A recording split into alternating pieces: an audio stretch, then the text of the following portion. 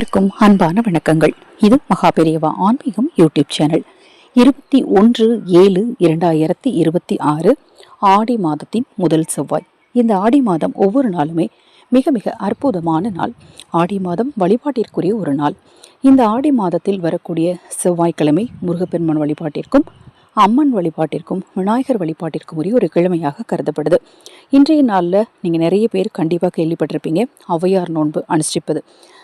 தப்பினால் தை, மறந்தால் மாசி, அயந்தால் ஆடி. இந்த 3 மாதங்கள்லையுமே வரக்கூடிய செவ்வாய்க்கிழமை இரவு இந்த விரதமானது அனுஷ்டிக்கப்படுது. ஒவ்வொரு வருடமும் இந்த பதிவில் சொல்லும்போது நான் சொல்லக்கூடிய ஒரு விஷயம், என் வாழ்க்கையில் அற்புதத்தை ஏற்படுத்திய ஒரு விரதம் தான் இந்த ஆடி மாதத்தில் வரக்கூடிய ஔவையார் நோன்பு விரதம்.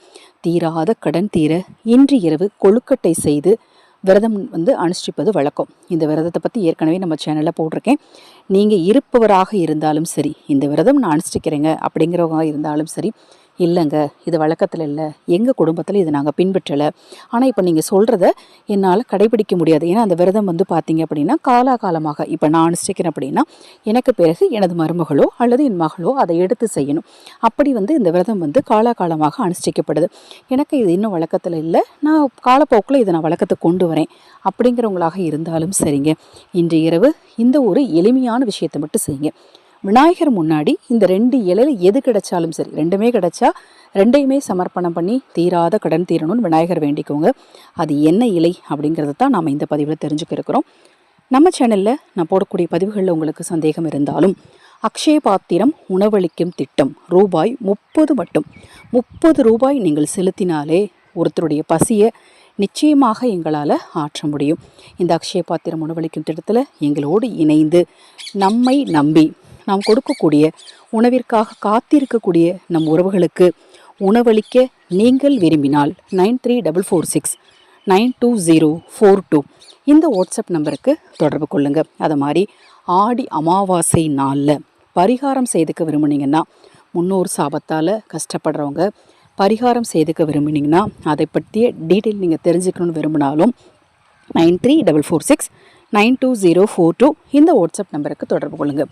இந்த ஔவையார் நோம்பில் முக்கியமாக வைக்கப்பட்ட 2 இலைகள் என்ன அப்படின்னு பார்த்தீங்கன்னா, புளிய இலையும் புங்கை இலையும். அந்த கதையை நீங்கள் கேட்டிருந்தீங்கன்னா தெரியும். அந்த கதையில் அந்த பெண் புங்க மரத்தில் ஒரு காலும் புளிய மரத்தில் ஒரு காலும் வச்சு தான் தூரத்தில் எரியிற நெருப்பை பார்க்குறாங்க. அந்த இலையை தான் அப்புறம் பிச்சுட்டு போய் விநாயகர் முன்னாடி வச்சு வழிபாடும் செய்கிறாங்க. நீங்கள் உங்கள் வீட்டில் ஒரு மஞ்சள் பிள்ளையாரை பிடிச்சி வச்சு இந்த 2 இலையில் உங்களுக்கு என்ன கிடைக்குதோ, எது கிடைச்சாலும் சரி, ஒன்று மட்டும் கிடச்சிருந்தா கூட அதை நீங்கள் விநாயகர் முன்னாடி வச்சு ஒரு டம்ளர் தண்ணீரோ ஒரு டம்ளர் பால் மட்டுமாவது வச்சு உங்களுடைய கடன் தீரணும் அப்படின்னு வேண்டிக்கோங்க. 79 லட்சம் ரூபாய் கடன் இந்த நோன்பை இந்த நோன்பும் சஷ்டி விரதம் வருடத்தில் ஐப்பசி மாதம் வருது இல்லையா, அந்த சஷ்டி விரதமும் இருந்து அந்த கடன் தீரக்கூடிய ஒரு வழி எனக்கு உண்டாச்சு.